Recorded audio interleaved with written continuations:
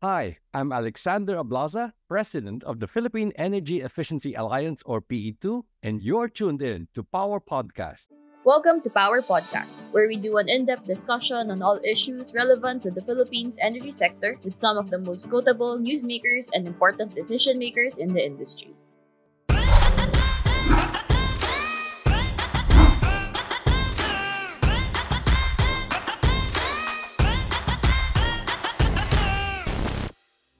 Power Podcast is a production of Power Philippines, the only online publication in the country dedicated to covering energy development across the archipelago. We cover all news and issues which spark meaningful conversations among members of our growing online community. Like them, we believe that sustaining the growth of the energy sector is vital to the growth of the country itself. I'm your host, Nika Roque, and let's get on with the show. Hi, everyone. Whether you're listening live or replaying this episode, thank you for joining us in another episode of Power Podcast. I am Nika Roque, your host for this episode. Alongside the country's goal to achieve a 35% renewable energy share in its generation mix by 2030 and 50% by 2040 is to embrace the practice of energy efficiency. The Philippines, through Republic Act Number 11285, also known as the Energy Efficiency Conservation Act, is committed to increasing energy efficiency and reducing consumption. This is to be achieved through the implementation of strategic plans and programs aimed at enhancing the country's supply security. Taking a proactive approach, the Philippine Energy Efficiency Alliance looks to position energy efficiency as the first fuel as the country slowly vies for a net zero future. But what does energy efficiency actually mean? Philippine Energy Efficiency Alliance President Mr. Alexander Ablaza is here with us today to share valuable insights on this important movement. Good day to you, Sir Alex, and it's great to have you here on Power Podcast. It's my pleasure, and I'm really happy that Power Philippines is looking at energy efficiency as an important topic. Sir Alex, I have to admit, energy efficiency is quite a new topic for us here in Power Philippines, and we're definitely excited to learn more about it with you in this episode. Since the concept of energy efficiency is new to a lot of people, including us here at Power Philippines, can you help us understand what energy efficiency is? Energy efficiency is about delivering the same service. Well, service could mean lighting, service could mean cooling, service could mean transporting a person or goods from one point to another. Service could mean manufacturing output. So service could come in many, many forms.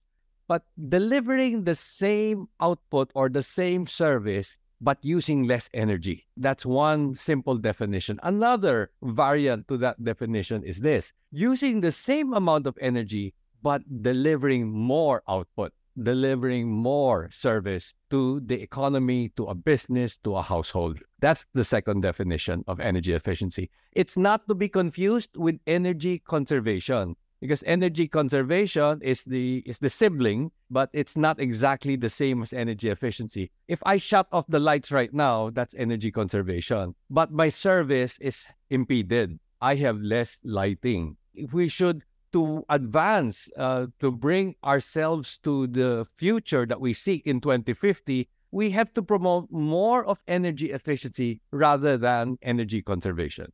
I see, sir. So looking at the perspective of power generation and distribution, how would energy efficiency work in that side? Because most of the people understand that energy efficiency is more on demand side. But as I've understood in our past encounters in conferences, it can also be done in demand side. So in supply side rather. So how does that work? Absolutely, absolutely. But the human behavior has to be controlled in both the supply side and the demand side. Now, there are fewer players on the supply side, and it's much heavier regulated. In the Philippines, we have Energy Regulatory Commission that's looking at losses, generation losses, transmission losses, system losses of distribution utilities. And that's the supply side. So it's very much taken care of by the powers and authority of the Energy Regulatory Commission to regulate the losses incurred in the supply side of the energy market. What we really need now is to change behavior among the millions of Filipinos on the demand side. And it needs behavioral change. And to change behavior, we need policy, we need incentives, we need all sorts of mechanisms to change that behavior. In the law that you mentioned, Republic Act 11285, whacks that big stick and dangles little carrots, and it hopes to change behavior on the demand side of the market. So to answer your question, yes, we have the regulatory mechanisms already for supply side energy efficiency, but the new law that you mentioned right now transforms the way we use energy on the demand side of the energy market. So to give everyone a ballpark idea, since this is, as I mentioned earlier, a really new topic for everyone, how would energy efficiency work in the Philippine perspective, in the local perspective? It's about squeezing out all the losses, all the wasted energy on the demand side and also the supply side. But if I think the main topic right now is Republic Act 11285, or the Energy Efficiency and Conservation Act. So it's squeezing out all the losses, all that wasted energy on the way that the economy is consuming energy. So it could be fossil-based energy, it could be electricity, it could be renewable energy. But the way we utilize it, whether you're a household, whether you're a business, whether you're an industrial establishment, whether you're in transport, whether you're in government, or even those small sectors, agricultural, fisheries, forestry, we should all contribute to energy efficiency, squeezing out all that wasted energy from the market. So both PE2 and the International Energy Agency are positioning energy efficiency as what they call first fuel, now that the world is looking at a net zero future by 2050.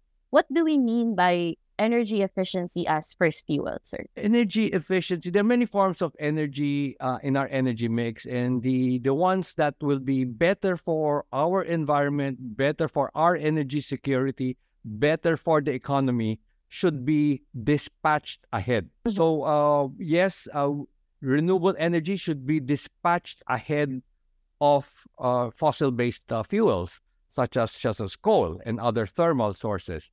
But what we're trying to say, when IEA and PE2 say it should be the first fuel, that means that energy efficiency should be dispatched even ahead of renewable energy. So it is the first source of energy that we should look at. And then, think of it this way. If energy efficiency were a fuel, right? We are actually... If you are looking for geothermal energy under the ground, if you're looking for tapping wind energy from the skies, if you are tapping hydro or run-of-the-river water current to deliver that energy, or if you're tapping the power of the sun to deliver solar energy, here you are actually harvesting another form of energy. You are harvesting waste energy from right under our noses. So in a way, we're saying it's a first fuel because it's already an indigenous form of energy. We don't have to import it. It's something that's ready to harvest, ready to reap, ready to recycle, that's already there in the households, in the businesses, in the commercial buildings, in government buildings, even in our infrastructure. It's ready to be harvested and used back for useful forms of energy in our economy. And that is why we call it first fuel, dispatch ahead of renewable. And, in many conversations, you always say clean energy scenario, clean energy transition. But 95% of the conversation is renewable energy. We have to remind ourselves that there is a bigger indigenous fuel that has to be deployed even ahead of renewable energy. In the Philippines, I estimate, and this is true for other ASEAN countries, that the investment requirement for energy efficiency and the impacts are more than double that of renewable energy. Allow me to speak Tagalog, sir. So, kumbaga, bago po tayo mag-dispatch ng solar na kinuha from a solar plant, kung meron namang naka-ready or kumari may battery dyan na may power naman, is yun yung unang i-dispatch rather than getting it directly from a power plant itself, if I understood it correctly. Tama ba, sir? Oh, yeah, tama yun. Think of the Philippines as one house, okay? Bahay natin ang Pilipinas, okay? And then you decide, mag renewable tayo, rooftop solar tayo. So, you just called up a contractor, pinakabitan mo ng 5 kilowatt na rooftop solar. Di galing. Nagde-deliver na ng clean energy na sa bahay mo. And then later, you heard about energy efficiency and you started to implement energy efficiency dun sa bahay na yun. And pinalitan mo yung refrigerator mo ng inverter, lahat ng air conditioner, pinapalitan mo na split type na inverter na rin, lahat ng ilaw, mahusay na LED na ang kinabit, and all other devices no that are consuming energy, pinalitan mo. Yung mga bubong mo, lilagyan mo na ng insulation, yung mga bintana, lilagyan na ng shading. So, your house now is more energy efficient. And then you realize, 3 kilowatt lang pala ang kailangan sa rooftop solar, hindi 5 kilowatt. So, if what I'm saying is, if you prioritize renewable energy, you might overbuild capacity. Why build capacity for something that you can shave off in the first place? So if you scale it up now to the Philippines, before we plan additional capacity of solar, additional capacity of other sources, think of energy efficiency first, of how many gigawatts can come into the system and shave off the additional requirement for renewables, for hydro, for solar, for wind, and even there's a lot of talk about new sources like nuclear. So plan energy efficiency in the energy mix, and that's the eventual goal. No, we have to bring the Philippines to that goal where energy efficiency becomes part of the energy mix. How does prioritizing energy efficiency as a first fuel would contribute to the country's transition towards a cleaner and renewable energy system? It's again, magkapatid yan, energy efficiency and renewable energy. And together, you deploy energy efficiency ahead, and then renewable comes and scales up also. Together, you push both technologies, which will form the pathway towards our clean energy future, and or possibly even a net zero future. In terms of our Paris climate obligations, as far as our net zero aspirations as a country, as the Philippines, and even our energy security, the impacts of energy efficiency are more for every million pesos than renewable energy. Yes, we will deploy it side by side, but we have to deploy more energy efficiency. In the Philippines, we're looking at the possibility of deploying or mobilizing 12 trillion in investments to shave off 182 million tons of oil equivalent. So think of that as a source. No? Think of that as a resource. So if we could look at the 182 million tons of oil equivalent as a resource in our energy mix, then it should be part and parcel of the strategy of mobilizing energy sources in our Philippine Energy Plan eventually. Okay, sir. So let's dig a little bit. Labas tayo dun sa topic ng first fuel. So the country has the Philippine Energy Plan 2020 to 2040 that is currently being updated by the DOE, and they will extend it to 2050. So how did the DOE include energy efficiency in the Philippine Energy Plan? And Sir Alex, do you think that what they did or what they included is enough? You know, from PE2, we're very pleased that there is a clean energy scenario. So merong a baseline scenario. The DOE has a baseline scenario, but there's also a clean energy scenario, which assumes that renewable energy and energy efficiency will be deployed in significant volumes. No? And natutuwa kami that it's part because before the last Philippine Energy Plan, energy efficiency and conservation was only a separate chapter. It was siloed, no? Hindi siya kasama dun sa sa main strategy. It was always a peripheral strategy and not a core strategy of the country. So now there is talk about the clean energy scenario through 2040, between 2020 and 2040. We're very happy that the Department of Energy has projected that, has articulated energy efficiency as a main pillar of the clean energy scenario. So we're very pleased. Now, we're very pleased about the collaboration between PE2, the private sector, civil society, and government in pushing for Republic Act 11285. We're very pleased that through the pandemic, Department of Energy has released 75%, at least 75% of the implementing guidelines under the law. Maliit na lang yung balance, about 25% na lang ang ilalabas. And even as we speak, the Department of Energy is already crafting the balance of the guidelines under the law. So it will definitely not take the 11 years. It took 11 years to fully implement the Renewable Energy Act of 2008. It's a long time. Now, the Energy Efficiency and Conservation Act was passed in 2019, and through the pandemic, difficult constraints of the pandemic, na lahat virtual meeting lang, public consultations had to be done virtually, they were still able to consult the public and all the sectors affected and pass the 75% of the implementing guidelines that I speak of. So it's very good progress.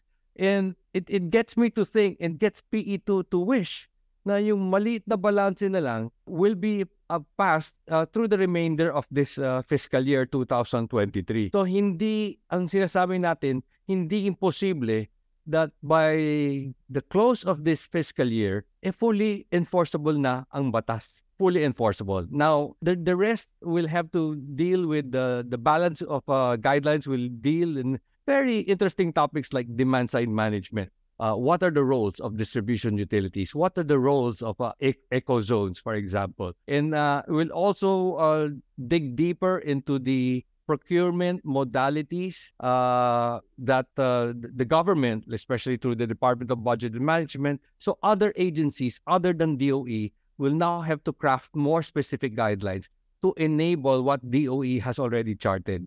So it's not impossible that a lot of the remaining guidelines are passed and approved the remainder of this year. So the pace of DOE is commendable, considering that we're just emerging from a pandemic. At may pag-asa that it's 95% enforceable before close of the year. Okay, sir. So with the updated PEP, which will be released, I think, this year, how do you want energy efficiency to be included? And are there any improvements that you want to point out? Well, if the energy efficiency, I think DOE is starting to be more quantitative as far as energy efficiency. Just a few days, if not weeks ago, DOE announced through a press release that 6.8 billion pesos of investments have already been made by designated establishments. So this is an example of being more quantitative. Now, they will target now the Type 2 designated establishments. They will now target the Type 1 designated establishment. So they're becoming more quantitative now because they have data. And now that there are companies, businesses that are submitting data to DOE, now that they have the Government Energy Management Program and different government entities submitting data to DOE, DOE can now be a little bit more quantitative. They can set targets. They can lower thresholds, increase thresholds. They can push the market. It's never. I'll say this again. No, energy. You are never totally energy efficient, like a snapshot scenario. Energy efficiency is always an evolving practice. It's a way of life. If I were to borrow the term from DOE, it's a way of life. So yes, this year you could be energy efficient, but 3-5 years down the road, you'll have to do it again. So it's a perpetual cycle of it's a practice that we must mainstream in any form of energy utilization. So apart from the Philippine Energy Plan, the country also has the Energy Efficiency and Conservation Act, which was implemented in 2019, where the country is committed to increasing energy efficiency and at the same time reducing consumption of power. So how do you think the country is responding so far with this law, Sir Alex? And DOE can, again, back this up with figures. You can see that those responding, for example, the number of energy efficiency professionals has increased sharply in the last 1-2 years. No, So certified energy managers, certified energy conservation officers, certified energy auditors. The number of ESCOs or energy service companies has also increased. The number of designated establishments, the other type 1 and type 2 have also increased tremendously. I think the market is responding very well for the first compliance period of 2021 and 2022. But, and I'll say but the word has still got to go around because marami pang hindi nakakaalam. There are many sectors who are unaware. There are many geographies. Like the awareness is very high in metropolitan areas, especially Metro Manila. But outside, the awareness dips. So it's I think the next challenge there is to bring it down to the LGU level. So the national awareness is fast picking up, but bringing it down to the local government level is the next challenge. How to get provincial governments, how to get city and municipal governments engaged now, comply with the law, and ensure that the law is complied with among its constituents. That's the next challenge. So you would consider information dissemination as one of the obstacles in implementing this law, sir? Absolutely, absolutely. Unlike the renewable energy law, where you have fewer players, when you have fewer players, it's easy to communicate, it's easy to inform, it's easy to educate.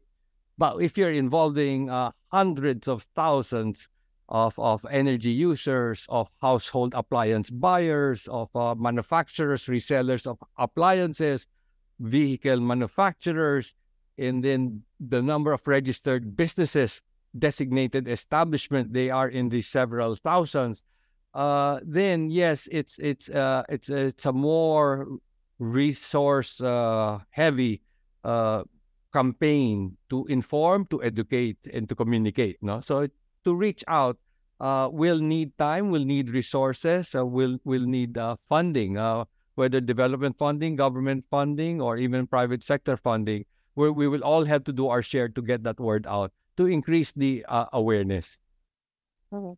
Sige, sir. So, what policies do you think need to be enforced to allow the smooth entrance of energy efficiency and the technologies that come with it in the country, especially in the rural areas or yung mga non-metropolitan areas that we mentioned? Well, the Republic Act 11285 is one of the most comprehensive and inclusive energy efficiency laws around the world. I look at energy efficiency markets. I look at 14 countries already. I was even, in fact, one of those responsible for the energy efficiency law passed in Vietnam more than a decade ago. In comparing, our law with that of Singapore, that of Indonesia, that of our neighboring ASEAN countries, we have one of the most comprehensive and inclusive laws. So I think while it is definitely not a silver bullet, it will be a good policy to implement, to enforce, and just to allow it to permeate down to small users in LGUs. No, for the next 5 years, this will be a policy that will be very good to just bring down to the grassroots and to the bottom of the pyramid. So it's policies will be nice to strengthen. Now, at the end of 3 to 5 years, yes, we will know that the policy may have some room for improvement, and that's the time you think of new policies. But the thankful thing that I have about the law is that the Department of Energy now has more power. It even has the power to update its guidelines, update its standards, update its labels and requirements from the market. So without having to go back and seek an act of Congress, I think the Department of Energy by itself already has the power to improve the policy framework as far as Energy Efficiency and Conservation Act. So I think this first 3 to 5 years, let's get DOE and with the help of the private sector to push energy efficiency enforcement. And then let's think about the subsequent policy framework needed in the next set of 5 years. No, let's see, saan tayo nagkukulang? Fiscal incentives ba? Demand side management ba? So it's only after the first 5 years that we'll have to see if a new law, if new guidelines will have to be crafted and pushed by the Department of Energy with the help of civil society and private sector. So looking at the situation now and in a wider perspective, what policy and market reforms do you think are needed to meet the 2040 targets in the energy mix? There's a fundamental rule, no? While it's nice that we are inclusive, when I say inclusive, because the consumption thresholds in other countries are quite high before you start to inherit obligations under the law. In Singapore, it's 54 terajoules. Napakataas nun. That's the size, that's the consumption of a mega petrochemical refinery. Right? So if a normal manufacturing plant in Singapore will not even meet 54 terajoules. In Indonesia, it's also very high, 6,000 tons of oil equivalent. That's a very huge establishment, right? So majority of our commercial and industrial facilities will still fall below 6,000 tons of oil equivalent a year. Here, it is 500,000 kilowatt hours a year in fuel and electricity. And you know, Nika, how small a business that is. Just imagine this. That's about 2,500 square meter air-conditioned daytime office. Without mentioning a brand name, that's a one standalone quick service restaurant in the Philippines. Yung may sariling lote, may sariling parking lot, and they already meet the 500,000 kilowatt hour a year in fuel and electricity. So you can imagine a business of that size and larger already have this long list of obligations under the law. At kailangan magkaroon sila ng certified energy manager, mandatory energy audit every 3 years. They have to set up a energy management system such as ISO 50001. They have to target reduction of their specific energy consumption or energy utilization index. So, and the list goes on, no? Marami na silang obligations or covenants under the law. Otherwise, and this is the interesting thing, the renewable energy law does not have penal provisions, no? Kundi ako magkabit ng rooftop solar, I don't go to jail. But if I am found in violation of the Energy Efficiency and Conservation Act and my obligations, I face up to 100 million pesos in fine to an individual managing the enterprise, or up to 5 years imprisonment. It really is an interesting mix of whacking a big stick to change people's behavior versus dangling carrots such as the fiscal incentives. And I think the whacking the big stick will cause a bigger impact on the market than the carrots the law dangles. Okay, sir. So let's go to a complicated side this time, financing energy efficiency projects. Of course, all energy projects, whether it's energy efficiency, renewable energy, or conventional, would need financial support. So Tito earlier said that if the country can mobilize the 12 trillion in energy efficiency investments, the country can shave off 182 million tons of oil equivalent in the final energy demand by 2040. Now, Sir Alex, how can the country maximize this budget for capital requirements for energy efficiency? What initial projects should be taken in order to get the ball rolling? Before I plunge into the capital requirement and the investment requirement, no, yes, you are right that if we could only aspire for 182 million tons of oil equivalent, and that is not much. That's like 10 to 15% of our final energy demand by through this period ending in 2040. But that will result in, let's say, 36 trillion pesos in avoided energy purchases. So whether you're a household buying electricity from the utility, whether you're a car owner buying gasoline or diesel, whether you're industry buying any form of energy, we're talking about 36 trillion pesos in avoided energy purchases between now and 2040. Not only that, it will shave off, of course, 1.7 gigatons of CO2. Kailangan natin yun because of our Paris Climate Agreement obligations.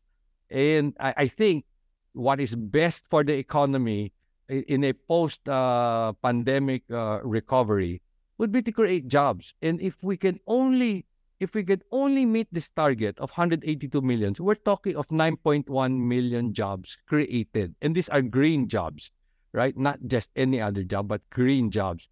And it spreads the job generation, not only in the metropolitan areas, but across the countryside. No matter how sleepy the municipality is, there is still an energy use there that can be made more efficient. So it will create jobs. That's something that we have to stress. And I'd like to stress also, energy efficiency, it was confirmed in other countries such as Australia and in the US and most of Europe that energy efficiency is the most labor intensive, the highest job generation potential across all activities of the energy sector. It creates the most jobs versus renewables, versus electric or power industry, versus oil and gas industry and upstream exploration.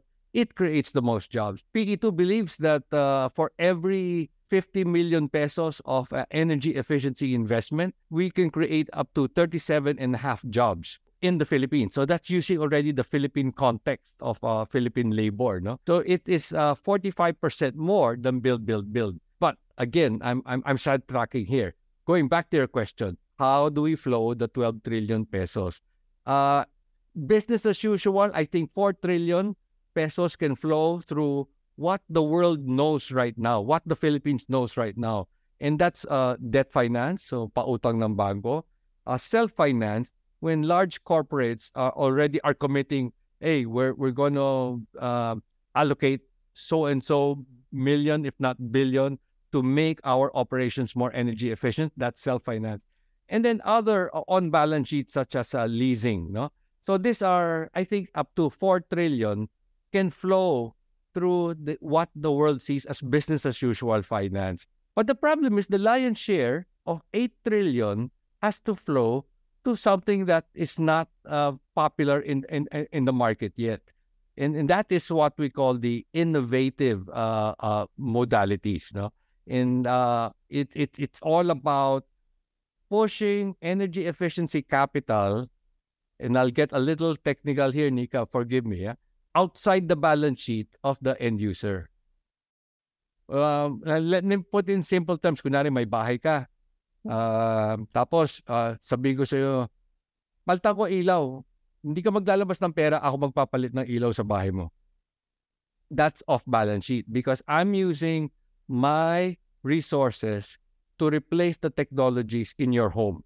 Now, if you just scale that up into a large corporate business, commercial or industrial, these are the innovative financial modalities that we're talking about. And they are implemented through ESCOs or energy service companies, which are entering into performance contracts with the commercial and industrial establishment. And hopefully in the future, pati transport establishment, madadamay na rin.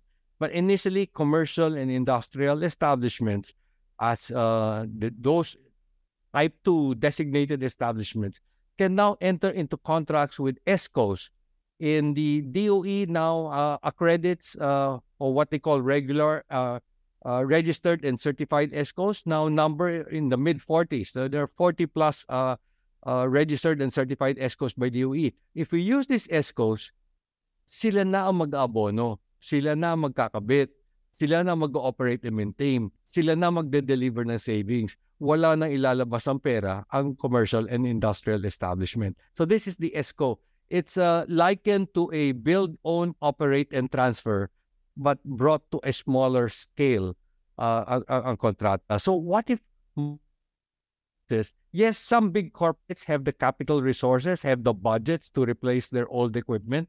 But what if the next tier market would need more off-balance sheet capital? And that's where ESCOs come in. That's where third-party project developers like super ESCOs come in. And this is where the innovative financing will come in. I'll even go a step further, if I may, Nika. No, what we proposed to government, and there's already high-level language in the guidelines. where we can allow private capital to be used for government energy efficiency projects. And there are at least three modalities. One is under the procurement law, engage ESCOs using performance contract. Under the BOT law, use public-private partnership transactions. Under the NEDA guidelines, use the joint venture agreement mechanism. So tatlo na. Ngayon, high level yan. It's created by the Interagency Energy Efficiency and Conservation Committee. And as you very well know, there are 9 cabinet secretaries in that committee, chaired by the Energy Secretary, and then in the Finance Secretary, the Budget and Management Secretary, and the list goes on. No? Having this interagency committee, they can craft high-level policy. It will now have to trickle down to the respective line agencies, such as, and especially, the Department of Budget and Management. So, you mentioned, sir, that the 4 trillion should be BAU. Meron po bang disadvantage kapag if the entire 12 trillion is, or the entire 12 trillion is traditional BAU financing ang gagamitin for the energy efficiency? There's nothing wrong. The 12 trillion can flow through traditional. The business as usual have also its constraints. They also have their constraints. What I'm saying is, hypothetically, yes, you're correct. Hypothetically, what if the 12 trillion will just flow through self-finance and debt finance and lease finance? So the question there, and I'll say it in the local language, lahat ba nakakautang? Lahat ba may mahaba ang PC? They have long credit lines with the bank. Aside from core business, can they borrow also for energy efficiency? Are the ESCOs credit-worthy enough? So maraming mga tanong eh. Do the banks liquid enough to roll out for an asset class called energy efficiency na hindi nila masyadong naintindihan? Mas naintindihan pa nila ang solar eh. Pero yung energy efficiency, it's harder to grasp and measure the risk of. So, what I'm saying is, wishful thinking na yung 12 trillion dadaan sa business as usual, but they have their constraints. So, there are not enough entities that can do self-finance, and there are not enough financial institutions to flow much of their portfolio to this asset class called energy efficiency. So, may mga constraint din. Hindi naman lahat ng 12 trillion will flow through the business as usual. This is where we need the innovative. I'll give you another big example of innovative.